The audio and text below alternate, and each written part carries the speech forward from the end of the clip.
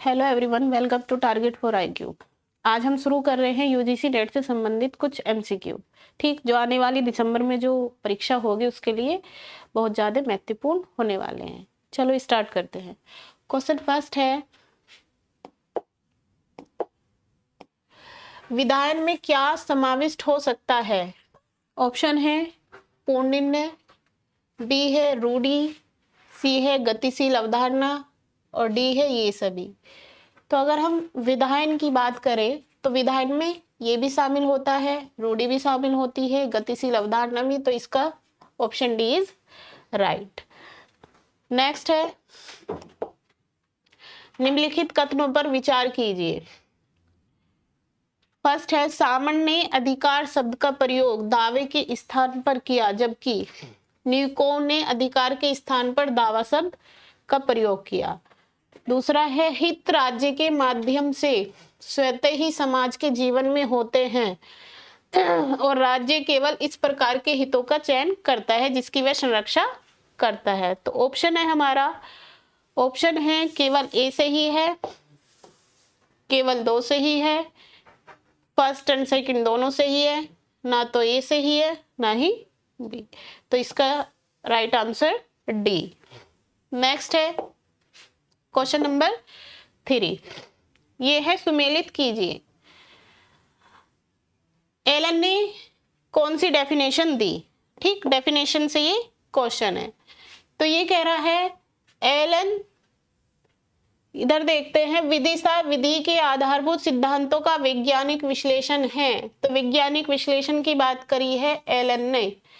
Laski, Vidisha विधि का क्षेत्र, ये क्षेत्र नहीं है, ये है नेत्र। विधि का नेत्र कहा है लॉस्की ने। ठीक, एचिले हार्ट कहते हैं विदिशा नियमों की एक व्यवस्था, श्रृंखला भी बोलते हैं, व्यवस्था भी बोलते हैं। हॉलैंड है विदिशा विधि का विज्ञान है, यह 3 प्रकार का होता है। कौन कौन सा? विख्यात्मक, विधिक, इतिहास एवं विधिक विज्ञान। तो देखते हैं कौन सा ऑप्शन बनता है। पहला है 1 3 4 2, ये तो नहीं होगा। 3 1 2 4, ये भी नहीं होगा। थर्ड है 4 1 3 2, ये भी नहीं होगा। फोर्थ है 1 2 3 4, तो D is right answer. Next है क्वेश्चन नंबर 4, कब्जे की संरक्षा शक्ति की परिरक्षा के लिए की जाती है, यह किसका मत है? ऑप्शन है हमारे, ऑप्शन फर्स्ट है हॉलैंड, बी है सामंड, सी है ऑस्टिन और डी है हीगल। तो इसका राइट आंसर होगा ऑप्शन ए। ठीक, हॉलैंड ने कहा कब्जे की संरक्षण और शक्ति। नेक्स्ट है, निम्नलिखित कथनों पर विचार कीजिए। फर्स्ट है, कठोर दायित्व का नियम सर्वप्रथम 1868 में प्रतिपादित किया गया, ये बात सही है। दूसरा है, रायलैंड वर्सेस फ्लेचर का वाद कठोर दायित्व के नाम से जाना जाता है, ये भी बात ठीक है। तीसरा है, रायलैंड बनाम फ्लेचर का वाद कठोर दायित्व के निर्धारण हेतु अभिलेख के रूप में प्रस्तुत किया जाता है, ये भी ठीक है। तो ऑप्शन है इसके, ऑप्शन फर्स्ट है, फर्स्ट और थर्ड सही है, फर्स्ट एंड सेकंड सही है, ओनली 2 सही है। तो इसका राइट आंसर है ऑप्शन डी, ये सभी बातें सही है। नेक्स्ट है क्वेश्चन नंबर 6, सुमेलित कीजिए। ये है केस लॉ है और इनका ईयर है, साइटेशन है। पहला है बकल्स बनाम होम्स, तो ये कब का है? ये है 1926 का। थेयर बनाम पर्नेल 1912, वर्मोल्ड कोले 1954, ली बनाम रिले 1865। ये जो केस है ये हर बार पूछा जाता है नेट में, तो ये क्या है? मोस्ट इंपोर्टेंट है। ठीक, अब देखते हैं ऑप्शन क्या बनते हैं।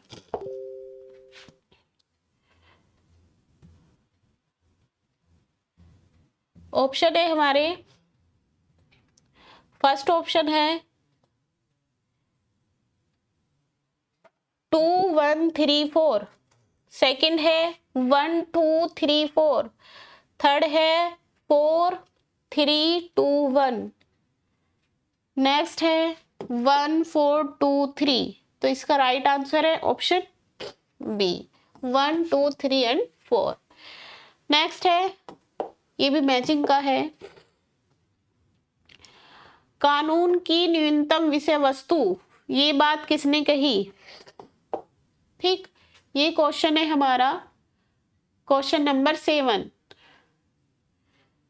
ठीक, क्वेश्चन नंबर 7 है। इसमें कहा गया है कि कानून की न्यूनतम व्यवस्था, ये बात किसने कही है? ये बात कही है हर्ट ने। ठीक, फिर है कानून की आंतरिक नैतिकता, ये बात कही है फुलर ने। उसके बाद परिवर्तीय विषय वस्तु वाला कानून, ये किसने कहा है? ये कहा है स्टैमलर ने। सभ्यता के प्रतिभास के रूप में, ये बात कही है कोहलर ने। तो इसका राइट ऑप्शन है option C is right answer. ठीक, नेक्स्ट है, ये समितियां हैं।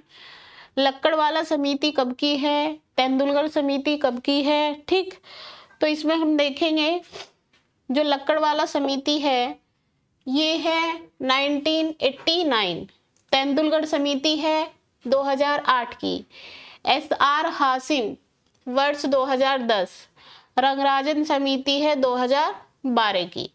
तो इस हिसाब से राइट आंसर ऑप्शन बी। ठीक, नेक्स्ट है, प्रारंभिक आधुनिकतावाद को क्या कहा जाता था? ऑप्शन है कला विमर्श, बी है कला अग्रणी, सी है कला पाइनियर, ऑप्शन डी है 2 और 3 दोनों। तो इसका राइट आंसर है ऑप्शन डी, कला अग्रणी और कला पाइनियर दोनों कहा जाता था। क्वेश्चन नंबर 10 है, योजना आयोग ने लक्कड़वाला फॉर्मूला को निर्धनता माप के लिए किस पंचवर्षीय योजना में स्वीकार किया? ऑप्शन है हमारे, ऑप्शन है 7वीं पंचवर्षीय योजना, 8वीं पंचवर्षीय योजना, 9वीं पंचवर्षीय योजना या 10वीं। तो इसका राइट आंसर है ऑप्शन सी। कब की थी? 9वीं पंचवर्षीय योजना में। राज्य ने नीति निदेशक और मौलिक अधिकारों के बीच विवाद का सर्वप्रथम प्रश्न उठा कौन से केस में? ऑप्शन है चंपाकम दोराय राजन, कामेश्वर सिंह बनाम बिहार राज्य, सज्जन सिंह बनाम राजस्थान राज्य, बेलाबार बनाम पश्चिम बंगाल राज्य। तो इसका राइट आंसर है ऑप्शन ए। इसमें एक बात और हुई थी, जो आर्टिकल 15 है क्लॉज 4, इससे ही जोड़ा गया था और इसी केस से फर्स्ट अमेंडमेंट एक्ट 1951 हुआ था। ठीक, क्वेश्चन नंबर 12 देखते हैं। भारतीय संविधान में निम्नलिखित में से कौन से नागरिकों के मौलिक कर्तव्य है?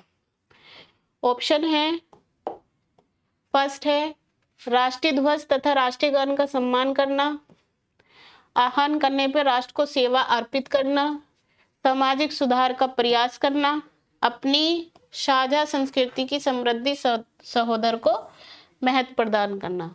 ठीक, तो इसका ऑप्शन देख लेते हैं।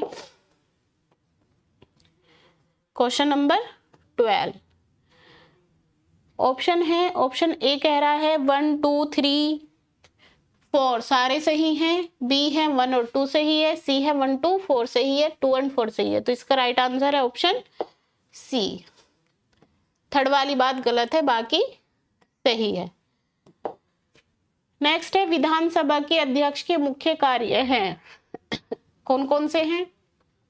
फर्स्ट है, विधानसभा की बैठकों की अध्यक्षता करता है तथा सदन में दे सकता है। सदन का कोई भी सदन उसकी आज्ञा से भी भाषण दे सकता है। थर्ड है, किसी पर्सन पर मतदान कराता है और परिणाम की घोषणा करता है। 4 कह रहा है, सामान्य स्थिति में भी वह मतदान में भाग लेता है। ऑप्शन है हमारे, ऑप्शन फर्स्ट है, फर्स्ट एंड सेकंड सही है, 2 एंड 3 सही है, 3 एंड 4 सही है, 1 2 3 सही है। तो इसका right answer option D. Next है हमारा क्वेश्चन 14, सुमेलित कीजिए। इसमें देखते हैं संसद सदस्यों के वेतन और भत्ते कहाँ पे मिलते हैं। ठीक, संसद सदस्यों के वेतन भत्ते, ये है हमारा आर्टिकल 100 क्लोज 3। नेक्स्ट है संसद सदस्यों के विशेष अधिकार एवं उन्मुक्तियां, ये है अनुच्छेद 106। संसद में प्रक्रिया संबंधी नियम कब है, प्रक्रिया संबंधी नियम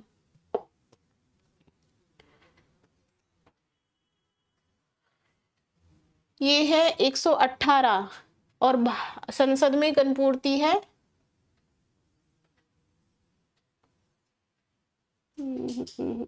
डी है अंग्रेजी को संसद के कार्य की भाषा बनाने संबंधी नियम है ऑप्शन 5 अनुच्छेद 120।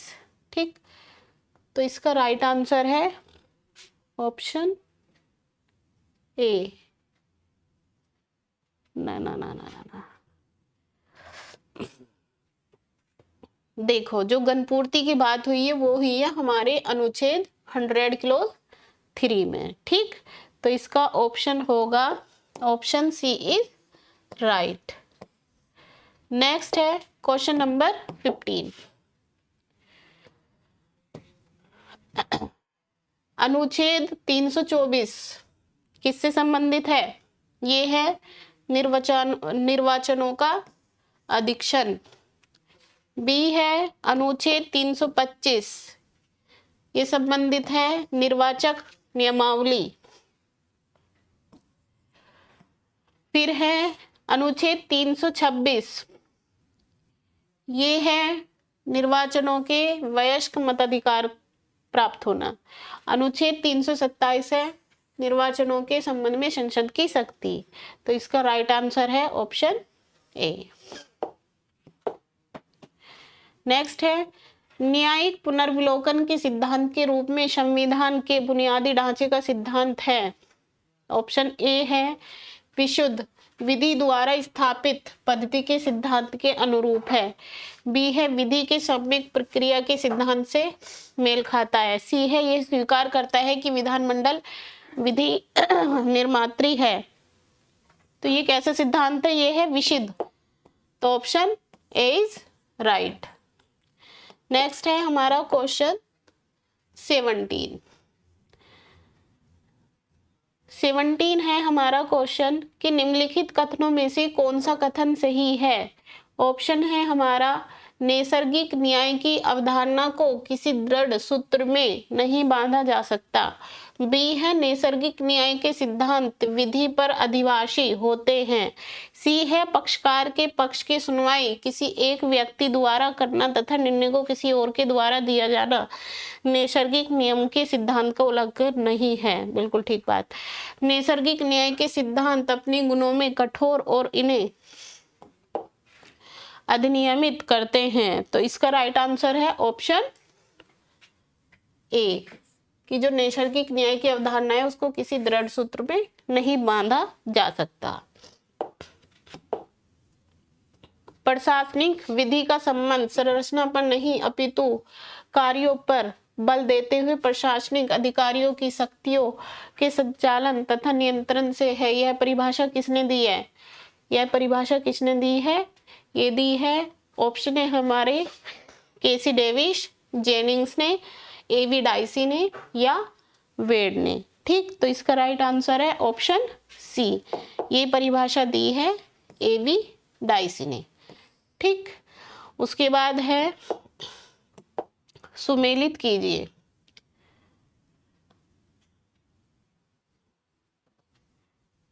सुमेलित कीजिए, ये हमारा क्वेश्चन नंबर है क्वेश्चन नंबर 19। ठीक, तो ये है अनुच्छेद 250, इसका मिलान होगा, ये होगा 2 से। कहा? संघ द्वारा राज्य सूची पर कानून बनाना। बी है अनुच्छेद 355, ये है राज्य के आंतरिक मामले में हस्तक्षेप। फिर है 358, ये है मौलिक अधिकारों का स्वतः निलंबन। 365 है राज्य में आवश्यक निर्देश देना। ठीक, तो इसका ऑप्शन देख लेते हैं हम। ऑप्शन है इसका बी इज राइट। ठीक, नेक्स्ट है सुमेलित कीजिए, ये है, ये हमारा क्वेश्चन नंबर 20। ठीक, 20 देख लेते हैं हम। ये कह रहा है निलंबित विधानमंडल के समय संघ की अधिकारिता, ये है अनुच्छेद 357 में। राज्य के धन विधायक राष्ट्रपति के पास आरक्षित है 207 में। महाराष्ट्र और गुजरात के लिए विशेष उपबंध है 371 में। नागालैंड और राज्य का विशेष उपबंध है आर्टिकल 371A में। तो इस हिसाब से इसका option A is right. Option number C is right answer. ठीक, नेक्स्ट है हमारा क्वेश्चन नंबर 21। ये है निम्नलिखित में से कौन सा भारत के संविधान के अनुच्छेद 13 के अंतर्गत कानून की परिभाषा में शामिल नहीं है? कौन नहीं है? विधायन भी है, प्रथाएं भी है, अध्यादेश भी है। लेकिन जो ऑप्शन सी है हमारा कि ऐसी रीति जैसे कानून मान्यता प्राप्त नहीं करता है, ये आर्टिकल 13 में शामिल नहीं है। और क्वेश्चन नंबर है 22, संयुक्त चार्टर के स्पष्टतः प्रावधान है कि संयुक्त राष्ट्र का प्रत्येक सदस्य के उस वाद में जिसमें कि वह पक्षकार है निर्णय को मानेगा। तो कौन सा आर्टिकल है? ये आर्टिकल है ऑप्शन बी, अनुच्छेद 94, अंतर्राष्ट्रीय न्यायालय। नेक्स्ट है निम्नलिखित में से किन कारणों से अंतर्राष्ट्रीय कानून के संहिताकरण की मांग बढ़ी जा रही है? ऑप्शन है विधि के सरल होने, विधि का व्यवस्थित प्रवेश, संदेह का निराकरण, ये सभी। तो ऑप्शन डी इज राइट, ये सभी होगा। उसके बाद है क्वेश्चन नंबर 24, महासभा का संकल्प, ये है 1967 में। उसके बाद है फ्रांसीसी संविधान 1946 में, इटली का संविधान 1947 में, और जर्मनी संघीय का संविधान 1949 में। तो option A is right answer. Next है हमारा निम्न में से कौन सा तरीका राष्ट्रीयता को प्राप्त करने के लिए अपनाया जाता है? ऑप्शन ए है पुनर्ग्रहण द्वारा, बी है अधिकरण द्वारा, सी है अध्यार्पण द्वारा, डी है ये सभी। तो इसका राइट आंसर है ऑप्शन डी। ठीक, आज के लिए इतना, बाकी नेक्स्ट वीडियो में देखेंगे। Thank you everyone.